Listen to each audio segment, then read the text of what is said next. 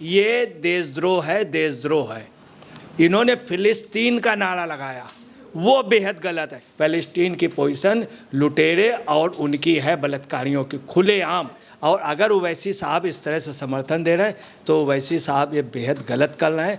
देशद्रोह के दायरे पे विपक्ष ना आए, नहीं तो मैं आपको बता रहा 2024 में ओवैसी को भी जीतना मुश्किल हो जाएगा। नमस्कार, मैं अंजलि मिश्रा, स्वागत है आप सभी का HDV न्यूज़ पर। आपको बता दें कि इजराइल और हमास के बीच जारी जंग के बीच प्रधानमंत्री नरेंद्र मोदी की बात जो है इजराइल के PM बेंजामिन नेतन्याहू के साथ हुई, जहां पर इजरायली PM ने खुद कॉल करके जंग का सारा सिचुएशन जो है बड़े विस्तृत में PM मोदी को इसके बारे में जानकारी दी। और इसके तुरंत बाद असदुद्दीन ओवैसी बौखलाए नजर आए और उन्होंने बैक टू बैक ये दूसरा इनका जो पोस्ट है वो देखने के लिए मिला, जहां पर उन्होंने फिलिस्तीन जिंदाबाद के नारे लगाए। तो इसी के साथ all India Muslim personal law board द्वारा भी अब इस मामले पर प्रतिक्रिया देते हुए फिलिस्तीन का समर्थन उन्होंने किया और साथ ही साथ प्रधानमंत्री नरेंद्र मोदी की आलोचना करते हुए कहा कि इजराइल का समर्थन करना शर्मनाक है। जिसके बाद दीपक चौरसिया ने, आप कह सकते हैं कि all India Muslim personal law board को लेकर काफी कुछ कहा, उन्होंने काफी खरी खोटी भी सुनाई। तो ऐसे में अब इस पूरे मामले पर चर्चा करने के लिए हमारे साथ मौजूद है वरिष्ठ पत्रकार अजय पत्रकार जी। सर, आपका स्वागत है हमारे चैनल में। जिस तरीके से असदुद्दीन ओवैसी ने फिलिस्तीन जिंदाबाद के नारे लगाए हैं, क्या कहेंगे आप? देखिए, असदुद्दीन ओवैसी के कहना नहीं चाहिए। मैं आपको बता दूं, हिंदुस्तान में आज़ादी के पहले कहीं पर पाकिस्तान जिंदाबाद के नारे नहीं लगे। एक जगह ही लगता था, कहाँ पर? वो लगता था हैदराबाद में। हैदराबाद से मुस्लिम लीग की जन्म हुई, मुस्लिम लीग ने पाकिस्तान दिया, तब से आज तक वहाँ पे हिंदुस्तान जिंदाबाद के नारे आज भी नहीं लगते। वहाँ से असदुद्दीन ओवैसी के फादर जीतते रहे, इनके बाबा, पूरे परिवार की रही। सिर्फ एक बार नारा लगा है। कब लगा है? जब हैदराबाद रियासत पे सरदार पटेल ने, नेहरू जी ने नहीं, सरदार पटेल ने फोर्स भेजा था। तो वहाँ जब मुकाबला होने लगा, वहाँ के जो हैदराबाद के निज़ाम की सेनाएं थीं, जब भारतीयों से भिड़ने लगे, उसके बाद जब वो पिटने लगे, तब सिर्फ एक ही नारा लग रहा था, हिंदुस्तान जिंदाबाद जिंदाबाद, हिंदुस्तान जिंदाबाद जिंदाबाद। तब वो नारा लगा है। दूसरा नारा वहाँ पे तब लगा है जब वहाँ पे सशस्त्र बल अंदर चली गई, तो वही लोग जो पाकिस्तान जिंदाबाद नारे लगा रहे थे, जो कह रहे थे अभी पाकिस्तान के जहाज़ उतरने वाले, ये उतरने वाले, फिर पता चला फरिश्ते उतरने वाले, कोई नहीं उतरा, हुड़े भी भाग गई और हिंदुस्तान जिंदाबाद के नारे। अब किसी मुल्क के अंदर उस देश के जगह दूसरे देश का नारा लगाना, ये देशद्रोह है, देशद्रोह है। इन्होंने फिलिस्तीन का नारा लगाया, वो बेहद गलत है। इन्होंने अगर फिलिस्तीन का समर्थन किया, चलिए वो कोई बात नहीं, आप एक स्वतंत्रता है, स्वतंत्रता का चलिए मिसयूज़ कर लीजिए, मगर आप भारत जैसे देश में अगर आप फिलिस्तीन जिंदाबाद के नारे लगाएं तो बेहद गलत। आज पाकिस्तान में कई जगह हिंदुस्तान जिंदाबाद के नारे लग रहे हैं। गदर पार्टी का जो भैया, वहाँ के लोग कॉमन उस पर बोल देते हैं हिंदुस्तान जिंदाबाद।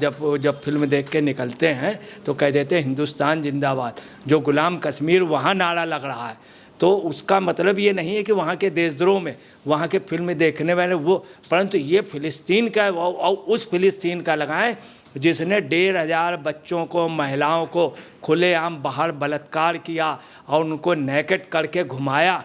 ऐसे लोगों के उस पर आप समझ लीजिए, आप अभी लगा रहे हैं, अगर 5 दिन बाद लगाते तो कोई चलिए एक बार होते, और आप फिलिस्तीन जिंदाबाद के ऐसे लोगों को आप सह दे रहे हैं, बलात्कारियों को, लुटेरों को। तो ये बेहद, इस समय कुछ भी हो, फ़लस्तीन की पोजीशन लुटेरे और उनकी है बलात्कारियों की खुलेआम। ऐसा कभी आर्मी में नहीं हुआ। सेना के एक नियम है, इस समय अगर कोई भी 2 देशों में होती है, अगर एक आदमी हाथ ऊपर सोते में नहीं मारा जाता है तो ये इंसानियत नहीं कहती है। और अगर ओवैसी साहब इस तरह से समर्थन दे रहे हैं तो ओवैसी साहब ये बेहद गलत कर रहे हैं। इसके पहले भी इनके एक महफिल में इनकी एक सभा हो रही थी, दीवाने खास, उस पर एक महिला आई और उसने पाकिस्तान जिंदाबाद के नारे लगाए थे। हालांकि उस समय इन्होंने औपचारिक रूप से उसको हटाने की कोशिश की थी, मगर इस तरह की हरकत होना ये देश के साथ एक बहुत। दूसरा इन्होंने बोला क्या है, इन्होंने ये बोला कि अल अक्सा मस्जिद आबाद रहे, फिलिस्तीन जिंदाबाद, हिंसा मुर्दाबाद।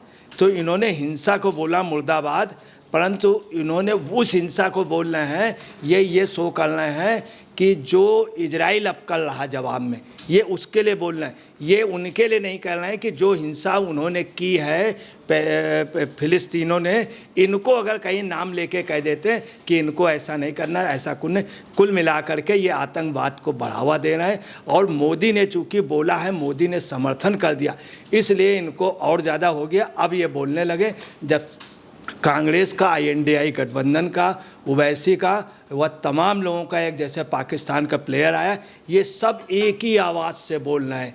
पता नहीं कौन सी ट्यूनिंग इनको हो गई है, उस ट्यूनिंग के शायद ये बेहद वो है। इसी के साथ ऑल इंडिया जो मुस्लिम लॉ बोर्ड है वो भी इसी तरीके से फ़िलिस्तीन का समर्थन कर रहा है और ये कह रहा है कि PM मोदी ने जो इजराइल का समर्थन किया है ये शर्मनाक है, इजराइल का समर्थन नहीं करना चाहिए, क्योंकि जो पीड़ित है वो इजराइल नहीं बल्कि हमास और फ़िलिस्तीन है। देखिए, आपको बताना है, जो मुस्लिम पर्सनल लॉ ने कहा कि भारत को हमेशा से मत रहा है कि इजराइल को संयुक्त राष्ट्र की बात माननी चाहिए, लेकिन PM मोदी ने शोषित के बजाय उत्पीड़क का समर्थन कर दिया है। फ़िलिस्तीन सिर्फ अपना बचाव कर रहा है, जो भी उसके ऊपर जुल्म हुए हैं वो बहुत ज़्यादा हुए हैं, इस कारण वो प्रतिक्रिया हुई है। अब आपको बताना है, ये एक प्रकार से भारत के विरोध, जो मोदी जी कह रहे हैं आप उसके विरोध में बोलना है। आपको खामोश रहना चाहिए, आपको मोदी जी से बात करनी चाहिए, आपको एक प्रतिनिधिमंडल बना करके मुस्लिम पर्सनल लॉ की बहुत बड़ी वैल्यू है।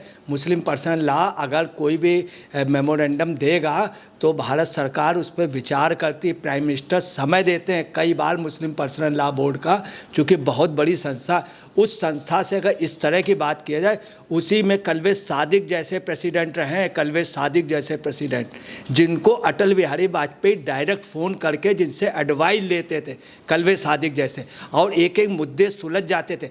मगर ये इस तरह से भारत के खिलाफ नारे लगा रहे हैं। वही कलवे सादिक साहब थे, तब उन्होंने एक मीटिंग हुई थी तो उन्होंने नारा ही आते ही लगाया कि उसके लिए हिंदुस्तान जिंदाबाद किसी ने कर दिया था, तो उन्होंने कहा कि इसके ऊपर देशद्रोह की कार्रवाई हो। कलवे सादिक जैसे एक से एक विद्वान लोग रहे और ये इस तरह से कह रहे हैं। दूसरी बात ये कह रहे हैं कि भारत को हमेशा से मत रहा, ये कोई भारत थोड़ी ना गए, भारत के अंदर एक संस्था है मुस्लिम पर्सनल लॉ बोर्ड, भारत के अंदर, तो भारत के कॉन्स्टिट्यूशन को मानना पड़ेगा। अगर भारत कह रहे हैं तो उसमें मोदी नहीं, ये इंडिया की आवाज़ है। उन्होंने उस समय की परिस्थिति देख करके इजरायलियों का समर्थन किया, क्योंकि इजरायलियों का कत्लेआम किया गया और अमानवीय कृत्य हुआ उनके साथ, तो उसके लिए भारत ने क्या पूरे इंटरनेशनल लेवल पे हुआ। फिर आप किस हैसियत से बोल रहे हैं, ये तो बेहद गलत है। अगर आपको कोई था तो प्रधानमंत्री जी से जाके बात करते हैं, क्योंकि बहुत बड़ी संस्था मुस्लिम पर्सनल लॉ बोर्ड का, मुस्लिम पर्सनल लॉ बोर्ड के इस तरह से भारत विरोधी, ये बयान भारत विरोधी हो गया और ये देश के लिए अच्छा नहीं है। जिस तरीके से दीपक चौरसिया द्वारा इस पर प्रतिक्रिया दी गई है, उन्होंने कहा है कि सारे हिंदुस्तानी जो है उनके इस बयान को लेकर जो है शर्म करेंगे उनके ऊपर, क्या कहेंगे? देखिए, आपको बतला रहे हैं कि मीडिया कभी भी इन सब चीज़ों में पड़ता नहीं, मगर जब लिमिट क्रॉस हो जाती है तब मीडिया को बोलना पड़ता। दीपक चौरसिया जैसे वरिष्ठ पत्रकार को ये कहना पड़ा कि इनको शर्म आनी चाहिए, और भारतीयों को जब ये पता चलेगा तो भारतीय भी शर्मा जाएंगे कि देश ये कह रहा है कि ये एक अमानवीय कृत्य हुआ है। और वहीं के मुस्लिम पर्सनल लॉ बोर्ड जिस तरह से वहाँ के लोगों को पीड़ित बतला रहा है, इनको पैलेस्टीन लोगों को पीड़ित बता रहा है, ये एक बेहद शर्म की बात है। और उन्होंने स्पष्ट कह दिया मुस्लिम पर्सनल लॉ बोर्ड को, इतनी बड़ी संस्था को एक पत्रकार कह दे कि शर्म करो तो बहुत बड़ी बात है। और आपको बता रहे हैं, जब पत्रकार कोई देश हित में बोलता है तो लोगों को तकलीफ़ हो रही, ये देशभक्ति की बात है, ये मुल्क परस्ती की बात है, तो इसमें बोलना चाहिए। ये पूरी वही पोजीशन हो रही है जब सन 65 में भी यही हुआ था कि पार्लियामेंट में 3 सांसदों से पत्रकारों ने इसी तरह से बोला था। एक बार प्रभात जोशी ने भी देश के एक बहुत बड़े व्यक्ति को जो प्रधानमंत्री पद में था, उसके लिए भी प्रभात जोशी ने एक प्रेस कॉन्फ्रेंस में उनके लिए कह दिया था और बड़े वैसे शब्दों से कर दिया था, तो प्रधानमंत्री को खामोश होना पड़ा था, प्रधानमंत्री को खामोश होना पड़ा था। अब जो पोजीशन है आप देख लीजिए कि एक पत्रकार को बोलना पड़ा, शर्म आने की बात है, तो इस पर सोचना चाहिए।